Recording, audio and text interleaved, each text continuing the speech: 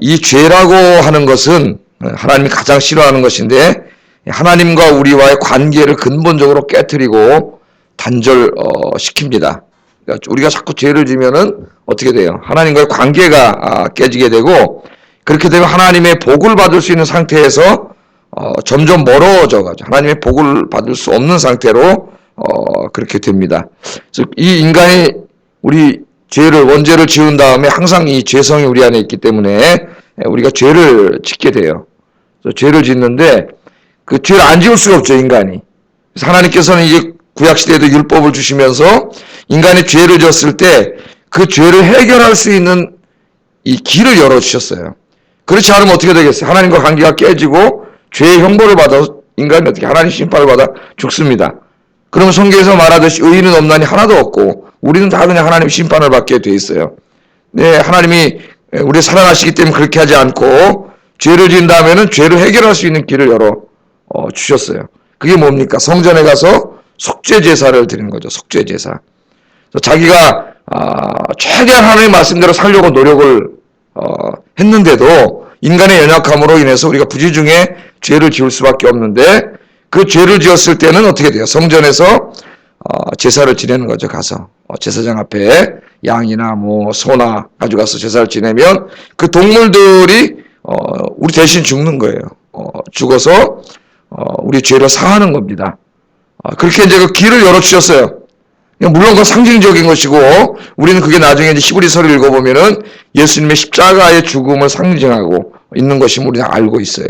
근데 이제 구약시대 이 사람들이 어떻게 되냐면 종교가 이제 타락을 하게 되는데 죄를 져요. 죄를 지면 어떻게 이 죄에 대한 통회하는 마음이 있어야 되지 않습니까? 회개하는 마음으로 하나님이 허락해 주신 속죄의 방법으로 성전에 가서 죄를 속죄받아야 돼. 근데 이 일을 하다 보니까 이제 이게 자꾸 어떻게 돼요? 형식화 되기 시작합니다. 그래서 죄를 지으면은 죄에 대한 자책감이 별로 없어요. 나중에는. 그냥 어떻게 하면 돼요? 자꾸. 그냥 동물 하나 가져가서 그냥 제사 한번 지내고 오면은 그냥 자기 죄가 없어졌다고 생각하는 거예요.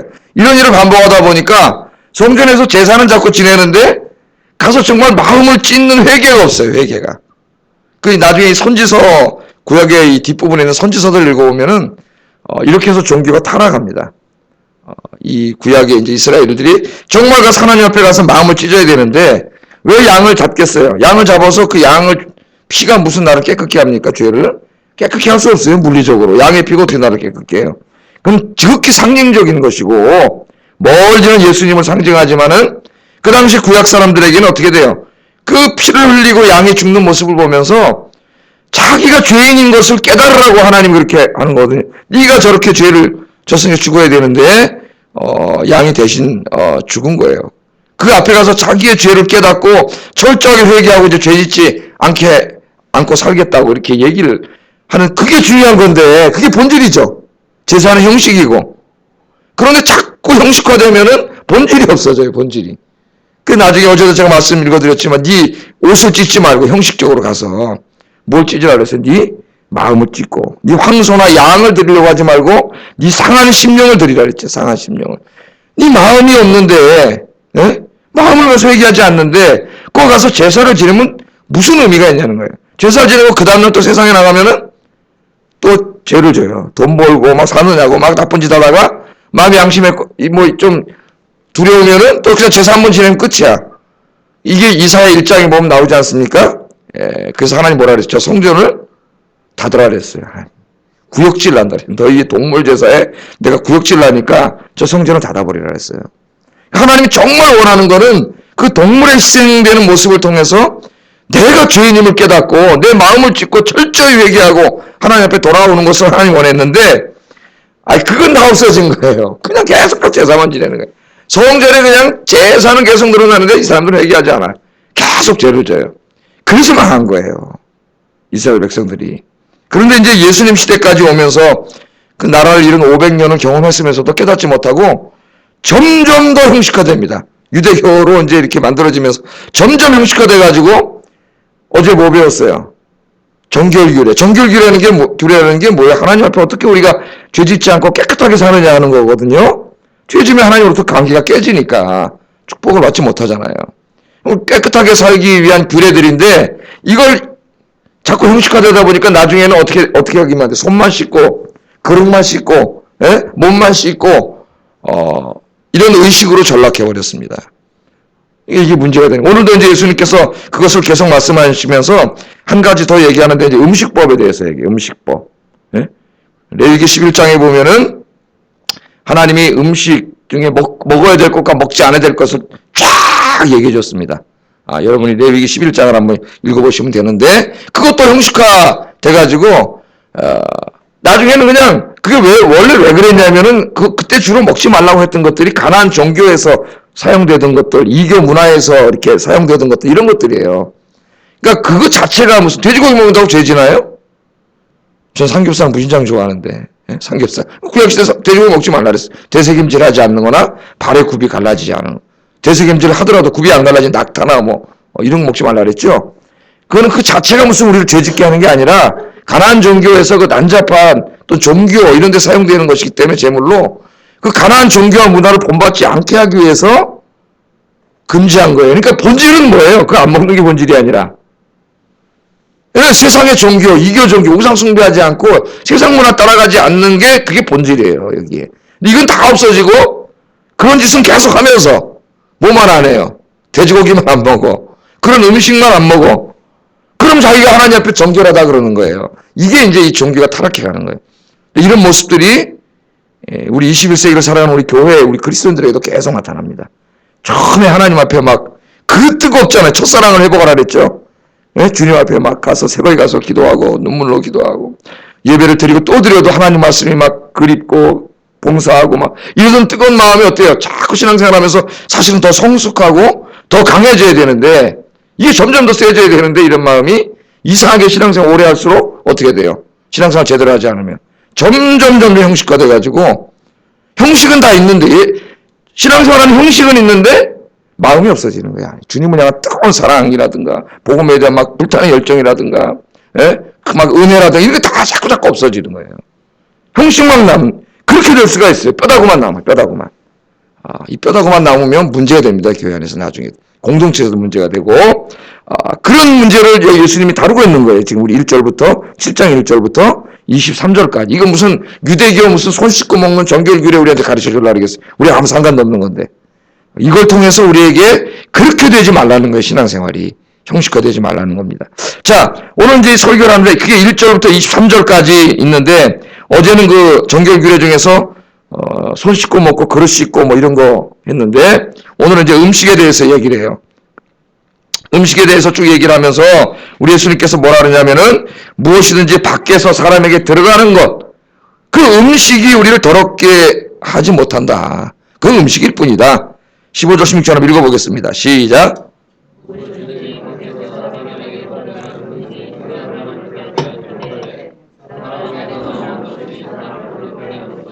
아멘. 그 음식을 안 먹고 돼지고기 안 먹고 이러면서 자기네들이 이방인하고 구별되는 꼭 하나님의 백성의 표지라 그러고 막 굉장히 경건한 것처럼 하면서 사실은 뒤에 보면은 도덕적으로 윤리적으로 이방인만도 못하게 살아요. 근데 자기들이 선민이라고 생각하는 이런 어리석은 우리 그리스도인들이 그럴 수 있어요? 오늘 그런 사람이 얼마나 많아요? 그리스도인들하고 교회 나가고 예배드리지만은 세상에 나가면은 하는 짓이 안 믿는 사람만도 도덕률이 못한 사람이 너무나 많아요. 하나님 영광을 가리잖아요, 다. 그래서 자기가 교회 주일날 한번 왔다고 그리스도인입니까? 물론 교회 안 나오는 것보다 낫지만은, 그렇게 우리가 될 수 있어요. 그래서 이 밖에서 사람에게 들어가는 음식이 우리를 더럽게 하는 게 아니고, 이 회개하지 않은 마음 속에서 나오는 온갖 더러운 것들이 우리를 더럽게 하고 하나님으로부터 멀어지게 한다. 예수님 그 말씀을 하셨는데 제자들이 알아들었어요? 못 알아들었어요? 이 말씀을 하시고 무리들과 헤어져서 집으로 들어가셨다 그랬어요. 성경에 보면 그때는 제자들이 이 말씀을 이해하지 못했습니다. 이게 무슨 말인지. 입으로 들어가는 게 사람을 더럽게 하는 게 아니라 나오는 게 더럽게 한다. 제가 이해를 못했어요. 깨닫지 못해가지고 오늘 말씀에 보면 집에 들어가서 예수님한테 묻습니다. 예수님 이게 도대체 무슨 의미입니까? 무슨 뜻입니까? 어떻게 하라는 겁니까? 그렇게 물어봤어요. 근데 성경에 보면 종종 제자들이 예수님의 설교를 깨닫지 못했다 그런 얘기들이 종종 나와요. 그래서 오늘 예수님이 그걸 보고 뭐라 그러셨어요? 안타까워하시면서 비유의 의미로 설명해 주는데 설명해 주면서 뭐라 그래요? 이렇게 깨달음이 없느냐? 이렇게 깨달음이 없느냐? 안타까운 말씀이시죠. 주님께서 이렇게 설교를 하시고 그러는데 깨닫지는 못해요. 깨닫지는 못해. 그게 예수님이 얼마나 안타까워요. 이렇게 깨달음이 없느냐? 그리고 다시 설명을 해주셨어요. 예수님께서. 그래서 여러분 오늘 이 말씀을 통해 첫 번째 우리가 배우는 게 뭐냐면 깨닫는 게 은혜입니다. 깨닫는 게. 뭐가 은혜라고요? 깨닫는 게 은혜예요. 설교 말씀이 선포되고 그죠? 하나님 말씀 묵상하고 그럴 때에 이 말씀이 일단 귀에 들려지고 그래서 예수님이 뭐라 그랬어요? 들을 귀 있는 자는 들을지어다. 귀 없는 사람이 어디 있어요? 다 있지요. 그게 무슨 말이에요? 하나님 말씀이 들려야 돼. 들리는 귀. 여러분 기도하세요. 하나님 말씀이 들리는 귀를 달라고 기도하세요. 안 들리면 어떻게 돼요? 자꾸 다른 생각이 나죠. 설교 들을 때. 집중이 안 되죠. 다른 생각하다가 한참 다른 생각이에요. 다른 생각하다가 돌아와. 한참 다른 생각이에요. 들리지가 않아 하나님 말씀이. 여러분 막 여기다 갖다 못 듣게 하는 거예요. 기도하세요. 하나님 말씀이 들리게 해달라고 기도하시고 그 말씀이 들린 다음에 어떻게 돼? 그 다음에 머릿속에서 깨달아져야 되죠. 하나님 나에게 이런 말씀을 주시는구나. 그 말씀이 자기에게 들려지고 깨달아져야 됩니다. 내가 이 말씀대로 못 살았구나. 또는 이렇게 살아야지. 오늘 예를 들어서 마음을 깨끗게 하라 그랬는데 정말 내가 마음을 깨끗게 해야 되겠구나. 이렇게 그게 뭐 하는 거예요? 지금 성령께서 깨닫게 해주시는 거예요. 말씀 이해되고 깨닫게 되는 거예요. 그 깨달음이 있어야 내 삶이 변화가 됩니다. 변화가 돼. 그래서 그리스도인으로 이렇게 성숙해가는 거죠. 성숙해가요. 그래서 여러분들 아침뿐만 아니라 매일 기도하세요. 기도 중 제목 중에 하나가 하나님 말씀이 잘 들려지게 하시고 그 말씀이 깨달아지게 해 주시옵소서. 할렐루야. 뭐가 은혜라고요? 깨닫는 게 은혜입니다. 은혜 받을 때는 어때요? 말씀이 막 들리고요. 그 말씀이 다 이해가 되고 그 말씀이 다 누구에게 한 것 같아요? 다 나에게 한 말씀으로 들려요. 나에게. 그게 은혜 받을 때예요. 이 말씀 다 나에게 하시는 말씀이구나. 그게 나를 회개시키는 말씀이든 아니 나에게 용기를 주는 말씀이든 나를 위로하는 말씀이든 어떤 말씀이든 그게 그냥 잘 안 들리거나 남의 이야기로 들리는 게 아니라 내 이야기로 들릴 때가 하나님 나에게 주시는 거예요. 이런 말씀을 들을 때마다 제자들처럼 깨닫지 못하는 어리석은 자들이 아니라 깨닫는 은혜가 충만하기를 주의 이름으로 축복합니다. 자, 이것을 주님께서 말씀하시면서 이 여기에 대해서 설명을 해주시는데 레위기 11장을 여러분 집에 가서 보시면 먹지 말라는 게 쫙 나오는데 거기 우리들이 지금 다 먹습니다. 거의 다 안 먹는 것도 있지만은 지금 우리들이 먹는 게 굉장히 많죠. 돼지, 낙타, 토끼, 고기 먹지 말라 그러고 물고기 중에도 지느러미나 비늘이 없는 건 먹지 말라 그러고 이 밖에도 날짐승과 날개가 있고 네 발로 기어다니는 곤충들을 먹지 말라 그러고 쫙 다 나와요. 그 정결 규례들이 쭉 나옵니다. 그래서 이제 예수님 당시에 유대인들은 이것만 지키면은 자기들이 정결하다고 생각을 했는데 예수님께서는 이런 가르침을 책망하면서 18절, 19절 다시 한번 읽어보겠습니다. 시작.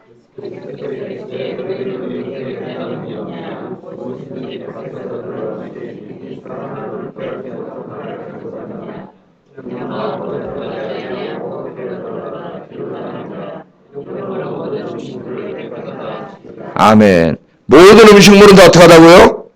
깨끗해요. 나중에 고린도전서 8장에도 나오지만 제사상에 올라간 음식을 먹어야 됩니까? 안 먹어야 됩니까?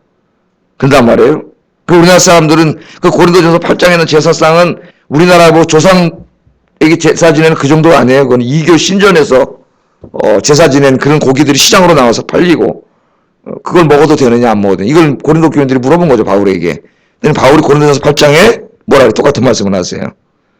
음식은 하나님 앞에 우리를 세우지 못한다 그래서 그거 먹은들 그게 무슨 우리 죄를 짓게 하며 안 먹은들 뭐가 부족하겠느냐. 그냥 돼지고기일 뿐이고 음식일 뿐이라 했죠. 그냥 고기일 뿐이에요. 고기. 그게 우리를 하나님 앞에 세우지 못한다 그랬어요. 그러나 이교신전에 참여해서 그 제사에 참여하는 것은 귀신과 함께 교제하는 것이므로 큰 죄지만 거기 올라갔다 나온 고기 그건 무슨 먹는다고 그게 죄를 짓겠느냐. 그건 아무것도 아니에요. 그건 고기일 뿐이라 그랬어요. 여러분 제사상에 올라간 음식 먹어도 돼요? 안 돼요? 여러분 잡수고 싶으면 잡수시고 먹기 싫으면 꺼림칙 하면 안 먹으면 돼요. 그게 뭘 우리 앞에 세우겠어요? 그냥 음식일 뿐이에요. 음식. 그런 거 가지고 막 우리 먹어도 된다 안 먹어도 된다 안 먹은 사람은 영웅이고 먹은 사람은 죄인이고 그게 아무것도 아니에요. 여기 레위기 11장에 나오는 음식들도 다 음식일 뿐이에요. 그럼 하나님께서 왜 못 먹겠느냐? 아까 제가 못 먹겠다. 이게 다 가나안 종교에서 사용되던 그런 것들 그런 혼잡한 문화, 종교 문화들, 이교 문화들이 다 들어가 있는 것이기 때문에 거기서부터 분리시키려고 상징적으로 목숨을 하는 거지, 그게 무슨 뭐 우리를 죄짓게 하는 게 아니란 말이에요. 본질은 거기에 있어요. 그런데 이걸 이 사람들이 깨닫지 못하고 본질은 까먹어버려. 월요일부터 나가가지고 가나안 문화와 종교에 익숙해 거기 그 사람 더 죄짓고 살면서 그 고기만 안 먹으면 깨끗하다고 생각하는 거예요. 이게 참 어리석은 거죠. 우리가 주일날 알아서 한번 예배 드리고 가면은 예배 드렸으니까 뭐 일주일은 나 마음대로 살아도 그리스도인입니까? 그렇지 않잖아요. 그래서 이 예수님께서 그래도 이거 하나님이 하신 말씀인데 왜 예수님 부정을 하죠? 예수님 부정한 게 아니라 율법과 선지자는 예수님이 오심으로써 다 예수님으로서 어떻게 되는 건지 완성되어졌어요. 그래서 이 정도 음식 안 먹는 정도가 아니라 동물 제사도 들을 필요가 없다 했죠. 왜? 이제는 누구 안에서 깨끗해져요? 그까진 상징적인 행동으로 깨끗해지는 게 아니라 예수 그리스도 안에서 깨끗해지는 거예요. 할렐루야. 예수님의 보혈이 우리를 깨끗게 하는 거예요. 우리의 죄를 누가 용서해요? 성전 제사가 용서하는 게 아니라 이제는 그 그림자일 뿐이고 실체인 예수님이 오셨잖아요. 예수 안에 있으면 깨끗해지는 줄로 믿습니다. 그래서 예수 오면서 예수님이 오셔가지고는 그런 게 이제 소용이 없어졌어요. 그런 게. 그 대표적인 게 어디 나와요? 사도행전 10장에 나오잖아요. 예? 베드로가 환상 중에 보니까 그냥 하늘에서 이 많은 보따리에 그냥 먹을 게 잔뜩 내려오는데 레위기 11장에 먹지 말라고 한 게 잔뜩 내려와요. 여기. 예? 잔뜩 내려와요. 그러니까 이거 먹으라는 거야. 주님의 음성이 들려서 먹으라니까 베드로 깜짝 놀라가지고 내가 주님이 어려서부터 이런 거 먹지 않고 멀리했습니다. 율법대로 살았습니다. 그랬더니 주님이 뭐라 그래요? 하나님께서 깨끗하게 하신 걸 네가 더럽다 하느냐? 먹으라잖아요. 예? 그래서 그걸 먹으면서 그 상징적으로 뭐예요? 이제 니네들이 이스라엘 사람이라고 깨끗한 게 아니라 이방인들도 하나님 다 사랑하시고 깨끗게 하기를 원하신다는 걸 가르쳐줘서 고넬료 집에 가서 전도를 하게 되지 않습니까? 그 예수님으로 이제 다 완성됐기 때문에 그런 거 필요 없어요. 제가 우리 교도 맨 처음에 오니까 개고기 먹어도 됩니까? 안 됩니까? 물어보면 개고기. 먹어도 돼야 안 돼요? 하여튼 좋아하시는 분은 잡수시고 우리나라 뭐 서양 사람들이 비난하지만 식용과 이 다 다르잖아요. 이게 구분되어 있고 자기들은 칠면조 잡아먹잖아요. 예? 이쁘게 키웠다가 마당에 키운 거 저 추수감사로 잡아먹어 지들도. 그럼 뭐 개만 가지고 그래요. 그냥 고기일 뿐이에요. 고기. 뭐 피채 먹지 말고 선짓국 먹으면 됩니까? 안 되면 또 이걸 물어보더라고 나한테 선짓국. 자, 모든 음식은 예수님이 뭐라 그랬어요? 깨끗해. 입으로 들어갔다 뒤로 나와. 이건 우리가 오염시키지 못해요. 우리의 마음을 터치하지 못해요. 그리고 또 어떤 사람은 그럼 술도 음식이니까 괜찮겠네요. 또 술에다 적용하는 분이 있어요. 술은 그냥 들어갔다 뒤로 나오고 끝납니까?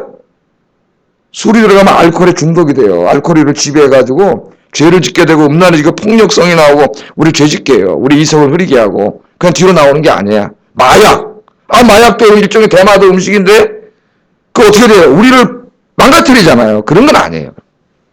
그러나 그렇지 않다면 모든 음식은 깨끗한 거 이제 그런 거 자유롭시기를 주의 이름으로 축복합니다. 그런 거보다 더 중요한 게 있어요. 더 중요한 게 우리를 하나님 앞에 더럽히는 거는 그런 게 아니에요. 20절 22절 읽어보겠습니다. 시작.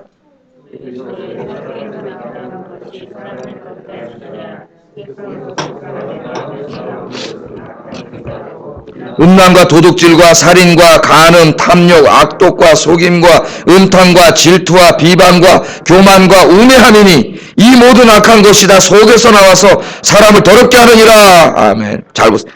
입으로 들어가서 소화돼갖고 뒤로 나오는 거 이거는 그냥 우리 건강을 위해서 뭐 술이나 마약이 되는 거 아닌 이상은 건강을 위해서 음식은 모든 음식은 뭐 우리가 다 먹어도 되고 뭐 그런 건 이제 뭐 선지국도 좋아하시면 많이 잡수시고 그런 거는 왜 하나님 앞에 세우지 못하는데 우리가 하나님 앞에 더럽게 하는 게 거꾸로 우리 안에서 나오는 것들이 더럽혀요. 우리를 나오는 게 마음속에서 나오는 것들. 오늘 예수님 12가지를 얘기하십니다. 12가지. 자 보세요. 사람의 마음에서 나오는 그것은 즉 뭐예요? 악한 생각들인데 사람의 마음에서 나오는 악한 생각들인데 그 생각들이 우리를 더럽히는데 그게 뭐예요? 음란, 그 다음에 도둑질, 살인, 간음, 탐욕, 악독 여기까지는 거의 10계명 내용하고 비슷해요. 이게 다 여기까지는 복수로 되어 있어요. 복수로.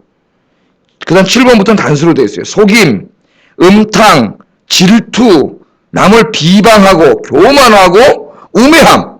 우매함은 하나님의 뜻을 구별하지 못하고 하나님의 뜻을 어기고 사는 불순종이에요. 이게 그래서 잠언에도 우매무지하다는 말이 나죠. 우매함. 어리석은 자들이 뭐예요? 하나님 말씀대로 안 살고 세상대로 살아. 더 잘 볼 줄 알고. 이 12가지입니다. 12가지.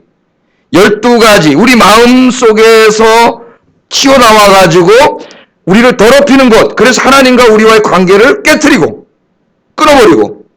그죠? 네? 하나님과 우리의 관계를 깨트리고 우리를 더럽히는 것 12가지가 나와요. 뭐 제가 이거 다 설교서 못하지만 그냥 들어도 하잖아요. 음란. 이 21세기 음란의 세대입니다. 음란의 세대. 눈만 뜨면 보이는 게 다 뭐예요? 음란이에요. 음란. 텔레비전, 컴퓨터부터 시작해가지고 이 음란병에 걸린 사람들이 한두 명이 아니에요. 지금 이게 조심해야 돼요. 음란을 팔아먹고 살아요. 이거 음란 이런 것만 하면 다 장사 잘, 다 돈 벌어요. 이거 해가지고. 그건 뭡니까? 음란을 비판하고 무슨 그래서는 안 된다고 나와 떠드는 사람들조차 뒤에 가서 음란해요. 도둑질. 예? 남의 훔치는 것만 도둑질이 아니에요, 여러분. 직장에 가서 자기가 받는 만큼 열심히 안 하고 농땡이 치는 것도 도둑질이고, 예? 열심히 일했는데 일한 만큼 잘 주지 않는 것도 도둑질이고, 뭐, 오늘부터 뭐 노동계 뭐 총파업에 들어가니 어쩌니 그러는데, 예? 살인. 예수님은 남을 미워한 것도 살인한다 그래서 이미. 간음. 뭐 설명 안 해도 알겠죠. 탐욕. 우리 인간의 욕심과 탐욕이 다 죄를 짓게 하잖아요. 예? 악독, 막, 악한 마음 막. 우리 마음속에 막 악하고 막 그러잖아요. 요새 막 조금만 뭐 해도 막 보복 운전하고 막 싸우려고 그러고 막 요새 막 싸우려고 그러는 사람이 너무 많은 것 같아요. 건드리기만 해봐라 그냥 막 한판 붙으려는 사람이 너무 많은 것 같아요. 요새 속이고 음탕하고 또 이제 우리 교회 안에서 질투, 시기 질투하는 거 서로 막 많이 나오죠. 시기 질투하는 문제는. 근데 이걸 아무렇지도 않게 생각해요. 엄청나게 큰 죄인데 남을 시기하고 질투하는 게 큰 죄인데 우리 마음속에 있으면서도 이거 별로 중요하게 생각 안 해. 남을 비방, 험담, 욕하고 뒤에서 비방하고 엄청나게 큰 죄인데 계속해. 이 공동체 안에서 이걸 교만한 거 말할 것도 없겠죠. 우매무지함. 이 12가지가 우리 마음에서 나오는데 이것들이 우리를 더럽히고 그러므로 하나님과 여러분 이런 것을 계속 내버려두면은 하나님과 우리의 관계가 깨져요. 그러니까 여러분들이 이렇게 새벽에 나와 기도하고 주일 예배 드리고 수예배 드리고 이런 굉장히 중요한 겁니다. 예배 드리는 게. 그럴 때 항상 뭐를 생각해야 돼요? 우리 이 마음을 생각해야 돼요. 우리 안에서 이 죄악들. 그걸로 다 끝난 게 아니란 말이에요. 이 우리 마음속에서 계속 지금도 나오고 있기 때문에. 그래서 갈라디아서 5장 19절 21절에 보면 이것과 거의 비슷한 죄악의 목록들을 쭉 나열하면서 심각한 얘기를 합니다. 사도 바울이. 이러한 행위를 하는 자들은 하나님 나라를 유업으로 받지 못하느니라. 예수님, 이게 하나님의 말씀이에요. 이러한 행위를 하는 자들은 하나님의 나라를 유업으로 받지 못한다고 얘기했는데도 아무런 죄책감이 없이 계속 난 비방하고 험담하고 욕하고 음란하고 도둑질하고 거짓말하고 포악하고 계속 한단 말이에요. 계속. 예? 계속해요. 물론 이 말씀이 어떤 한 번의 행위를 말하는 게 아니에요. 한 번의 행위를 말한다면 천국 가서는 어딨어요. 다 하나님 나라 유학으로 못 가. 저도 그렇고 다 똑같죠. 한 번의 행위를 말하는 게 아니라 삶의 방향이 그렇게 방향 지어진 사람을 말하는 거예요. 그럼 어떻게 돼요? 반복적으로 습관적으로 죄책감 없이 계속하는 겁니다. 이런 형태로 말하는 거예요. 이런 형태는 구원받았다고 볼 수가 없어요. 반복적으로 습관적으로 회개함 없이 계속 하나님 나라를 유업으로 받지 못한다고 성경은 분명히 이야기하고 있어요. 그러니까 우리가 두려운 마음으로 받아야 돼요. 두려운 마음으로. 자, 이러한 죄악들을 우리가 짓지 말라고 예수님이 말했습니다. 이게 우리를 더럽히고 하나님 관계를 깨뜨리고 하나님 나라를 유업으로 받지 못하게. 그러면 어떻게 해야 되느냐? 이 모든 것이 어디서 나온다 그랬어요? 이제 중요한 거죠. 치료를 해야 되는데 마음에서 나오죠. 마음이 뭡니까? 마음이 굉장히 어렵습니다. 깊이 생각해보면 마음이 굉장히 어려워요. 마음에서 다 나온다 그랬어요. 마음. 뭐 프로이드는 무의식도 얘기하고 의식도 얘기하고 그랬는데 무의식에서 나온다 그랬는데 하여튼 프로이드가 맞는지 안 맞는지 모르겠습니다. 하여튼 심리학에 대해 혁명을 일으켰어요. 무의식을 얘기해가지고. 자, 마음. 우리는 성경은 마음이라고 이야기하고 있는데 이 마음에서 사랑하는 마음이 나오기도 하고 미워하는 마음이 나오기도 하죠. 남을 용서하는 마음이 나오기도 하고 복수하려는 마음이 나오기도 하죠. 그죠? 이게 다 어디서 나와요?